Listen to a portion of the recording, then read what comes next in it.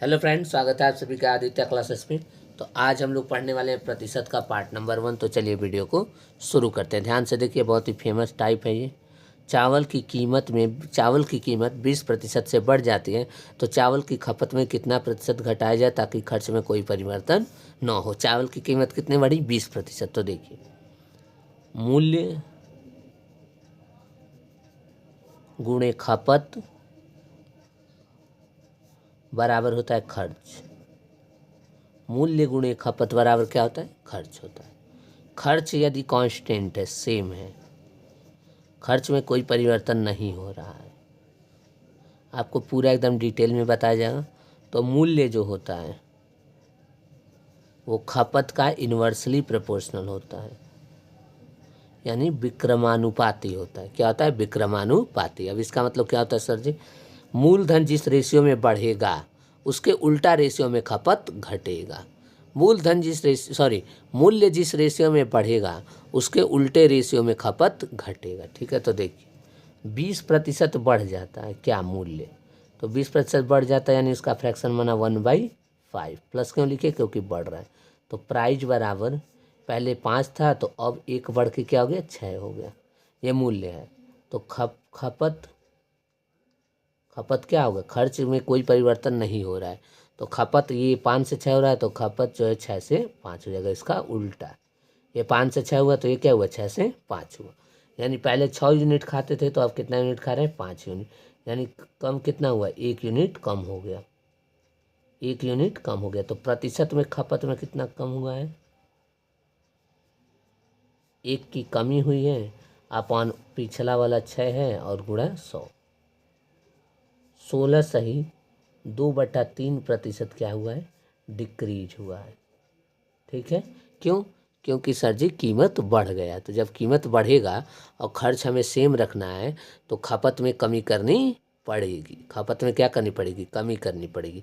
यदि मान लीजिए 100 रुपये का यदि 5 किलो चीनी आपको मिल रहा है तो चीनी के दाम बढ़ गया, 25 रुपया हो गया, तो आपको 4 किलो चीनी मिलेगा। क्यों? क्योंकि पहले 20 रुपया था तो ज़्यादा मिल रहा था, अब 25 रुपया हो गया, पैसा बढ़ गया तो खपत क्या हो गया? कम हो गया। क्यों? क्योंकि खर्च आपने बराबर रखा। पहले भी 100 रुपये का चीनी ले रहे थे और अब भी 100 रुपये का चीनी ले रहे हैं। ठीक है, पहला सवाल समझ में आ गया। चलिए आगे बढ़ते हैं।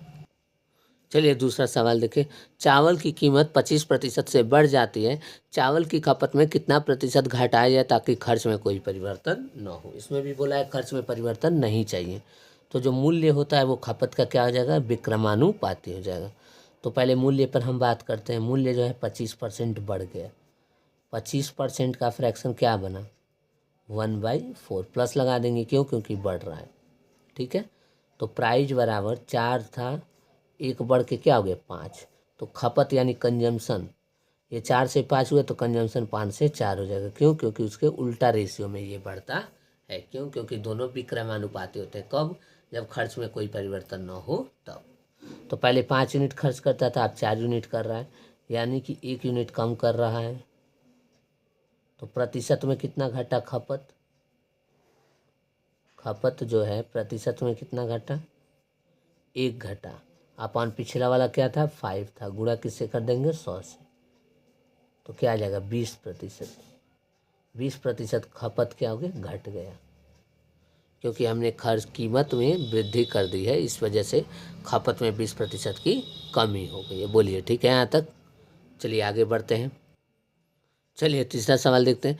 चावल की कीमत में 16/2/3% की कमी हो जाती है तो खपत में कितने प्रतिशत की वृद्धि होगी ताकि खर्च में कोई परिवर्तन न हो। तो देखिए 16/2/3% की क्या हुई है? वृद्धि हुई है प्राइज में। तो 16/2/3% का फ्रैक्शन क्या बनेगा?